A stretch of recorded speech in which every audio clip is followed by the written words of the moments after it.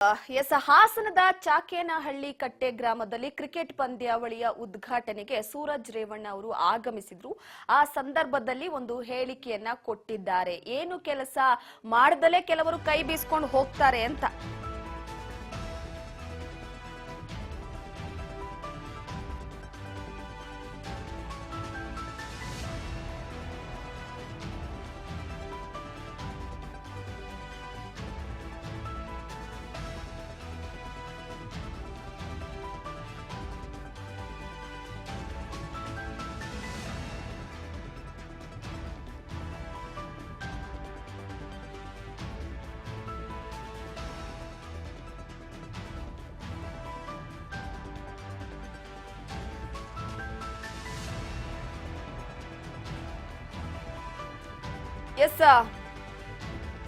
ಇನ್ನೊಂದು 4-5 ತಿಂಗಳಲ್ಲಿ ಸರ್ಕಾರ ಚೇಂಜ್ ಆಗುತ್ತೆ.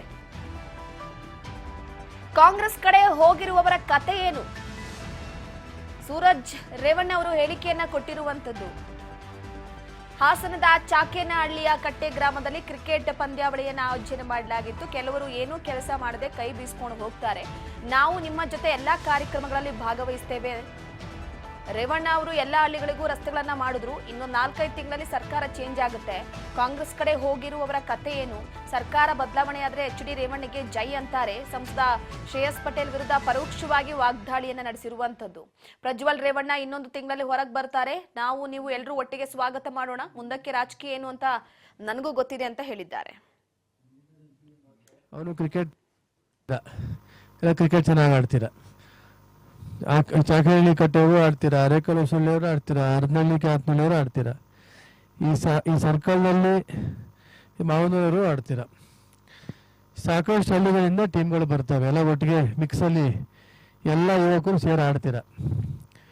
ಆದರೆ ಏನು ನೀವು ಕಲಿತಾ ಇರೋದ್ರಿಂದ ಒಂದು ಸಂಘಟನಾ ಮನೋಭಾವ ನಿಮ್ಮಲ್ಲಿ ಬರಲಿಲ್ಲ ಅಂದರೆ, ಈಗ ಏನೂ ಕೆಲಸ ಮಾಡ್ದೇ ಹಳ್ಳಿಗಳಲ್ಲಿ ಕೈ ಬೀಸ್ಕೊಂಡು ಹಿಂಗೆ ಹೋಗ್ತಾರೆ.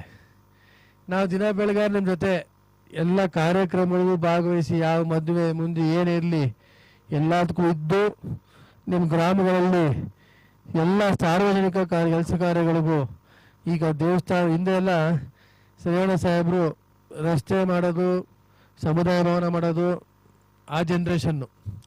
ಈಗ ದೇವಸ್ಥಾನ ಜೀರ್ಣೋದ್ಧಾರ, ಯಾವ ಹಳ್ಳಿಗೂ ಹೋಗಿ ಎಲ್ಲ ಹಳ್ಳಿಗಳು ಹೊಸ ದೇವಸ್ಥಾನ ಒಂದೇ ಶಿಲ್ಪಿ ಒಂದು ರೀತಿಲಿ.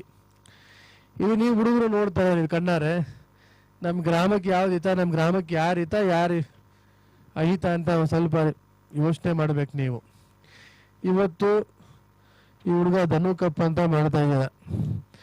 5-6 ವರ್ಷದಿಂದನೂ ಗೊತ್ತು ಆ ಹುಡುಗ. ಅವನು ಕ್ರಿಕೆಟ್ ತುಂಬ ಚೆನ್ನಾಗಿ ಆಡ್ತಿದ್ದ. ನಾನು ಯಾಕೆ ಇದನ್ನೆಲ್ಲ ಜ್ಞಾಪಕ ಮಾಡ್ಕೊಂಡೆ ಅಂದರೆ, ನೀವೆಲ್ಲ ನಿಮ್ಮ ಗ್ರಾಮದ ಇವತ್ತು ಯುವಕನೊಬ್ಬ ನೆನೆಸ್ಕೊತಾ ಇದ್ದೀರಾ. ಹಾಗೆ ಶಾಶ್ವತವಾಗಿ ನಿಮ್ಮ ಗ್ರಾಮದ ಕೆಲಸ, ನಿಮ್ಮ ಗ್ರಾಮದಲ್ಲಿ ದಿನ ಬೆಳಗಾರ ಓಡಾಡೋರನ್ನ ಯಾಕೆ ನೆನೆಸ್ಕೊತಲ್ಲ ನೀವು? ಎಲ್ಲರನ್ನೂ ಹೇಳ್ತಾ ಇದ್ದೀನಿ, ನಾನೆಲ್ಲ ಸೇರಿಸಿ ಹೇಳ್ತಾ ಇದ್ದೀನಿ, ಒಬ್ರಿಬ್ರನ್ನ ಹೇಳ್ತಾಯಿಲ್ಲ ನಾನು. ದಯಮಾಡಿ ಆ ಹುಡುಗನ ಆತ್ಮಕ್ಕೆ ಇವತ್ತು ಶಾಂತಿ ಸಿಗಬೇಕು. ಒಳ್ಳೆ ಕಾರ್ಯಕ್ರಮ ಮಾಡ್ತಾ ಇದ್ದೀರಾ.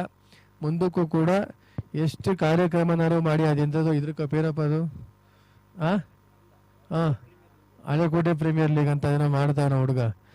ಆಯ್ತು, ಎಲ್ಲ ಸೇರಿ ಮಾಡ್ತಾ ಇದ್ದಾರೆ. ಅದಕ್ಕೂ ಕೂಡ ನಾವು ಉತ್ತಮ ರೀತಿಯಲ್ಲಿ ಪ್ರೋತ್ಸಾಹ ಮಾಡ್ತೀವಿ. ಮುಂದಕ್ಕೂ ಯಾವುದೇ ಕಾರ್ಯಕ್ರಮ ಮಾಡಿ ಅದಕ್ಕೂ ನಾವೆಲ್ಲ ಮಾಡ್ತೀವಿ. ಆದರೆ ನೀವು ಹುಡುಗರು ಒಗ್ಗಟ್ಟಾಗಿ ಒಂದು ಕಡೆ ಇರಬೇಕು. ಇನ್ನೊಂದು 4-5 ತಿಂಗಳಲ್ಲಿ ಸರ್ಕಾರ ಚೇಂಜ್ ಆಗುತ್ತೆ. ಈಗ ಆ ಕಡೆ ಹೋಗಿರೋರೆಲ್ಲ ಅವ್ರ ಕತೆ ಏನು? ಅಲ್ಲ ನಾನು ಕೇಳೋದು, ನಿಮ್ಮನ್ನ ಕೇಳ್ತಾ ಇರೋದು ಟೆಕ್ನಿಕಲ್ ಕ್ವಶನ್ ಕೇಳ್ತಾ ಇರೋದು.